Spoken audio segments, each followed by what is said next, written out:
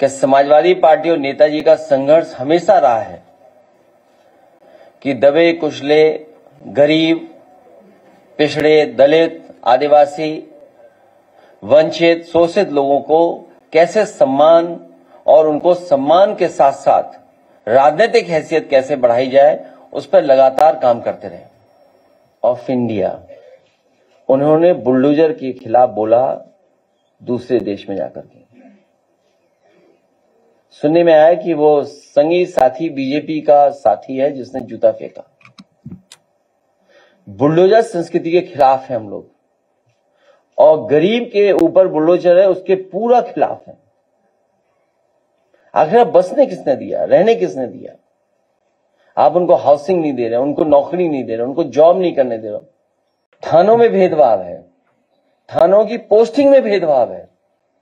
जब पीडीए का ग्राफ हम लोग जारी करते थे तो ये ऑनलाइन जो नाम होते थे उनको हटा देते थे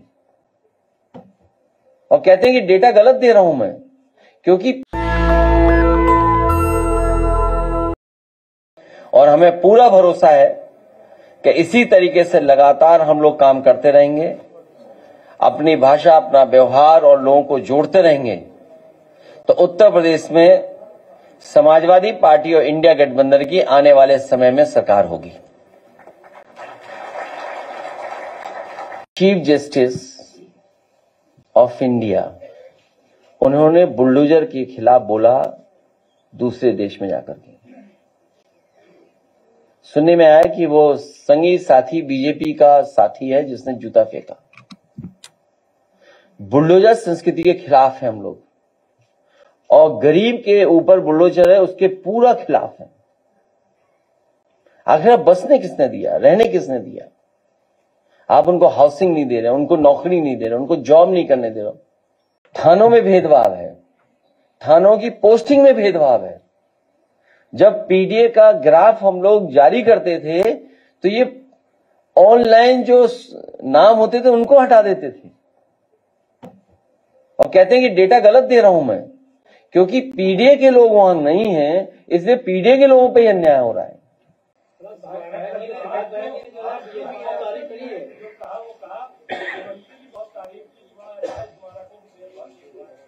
तो इसका मतलब यह है कि अंदरूनी सांठगांठ अभी जारी है, और हमें पूरा भरोसा है कि इसी तरीके से लगातार हम लोग काम करते रहेंगे, अपनी भाषा, अपना व्यवहार और लोगों को जोड़ते रहेंगे, तो उत्तर प्रदेश में समाजवादी पार्टी और इंडिया गठबंधन की आने वाले समय में सरकार होगी।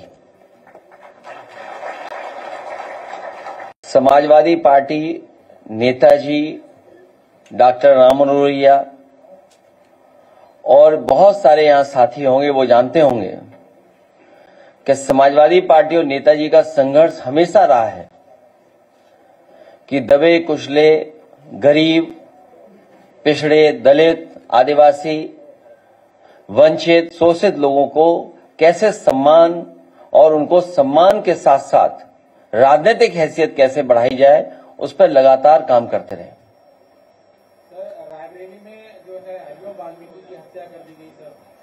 और हमारे साथी जानते होंगे कि मान्यवर काशीराम जी को इटावा से सांसद बनाने के लिए समाजवादी पार्टी, नेताजी और हम सब का, और यहां पर बहुत सारे साथी बैठे हैं, इनका सहयोग रहा, और उसका परिणाम ये रहा कि जो कम्युनल पॉलिटिक्स थी उस समय पर, उस समय जो कम्युनल पॉलिटिक्स पीक पर थी, उसका मुकाबला अगर किसी ने किया था तो सपा बसपा, और बहुत विस्तार से हम लोगों को आर.के. चौधरी साहब ने भी बताया कि किस तरीके से चीजों को उस समय अनफोल्ड किया था।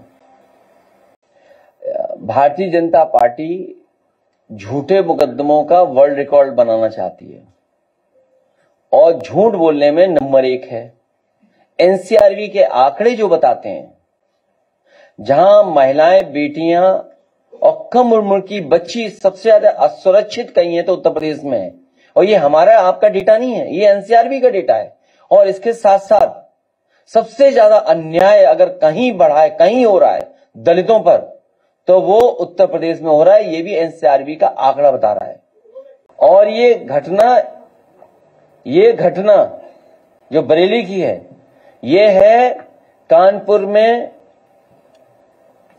अखिलेश दुबे की घटना को छिपाने के लिए। रोशनी की रात को, बराफात को, वहां पर वो लोग या जो भी रहते थे समाज के सेवा करते थे, धार्मिक, हमेशा सेवा हुई है। कोई पहली बार सेवा नहीं हो रही थी, पहली बार इस तरह का कार्यक्रम नहीं हो रहा था। लेकिन एडमिनिस्ट्रेशन को ये बात बदलनी थी उन्हें, क्योंकि अखिलेश दुबे पे बहस नहीं हो, क्योंकि 100 उसमें पुलिस के अधिकारी चले जाएंगे। नेशनल दस्तक की आपसे गुजारिश है कि अगर इसको बचाना चाहते हैं तो नेशनल दस्तक को सब्सक्राइब करने के लिए रेड कलर के सब्सक्राइब बटन को दबाएं, फिर बेल आइकन की घंटी दबाएं। नेशनल दस्तक को बचाने के लिए बहुत जरूरी है कि हर खबर को शेयर करें, लाइक करें, कमेंट जरूर करें।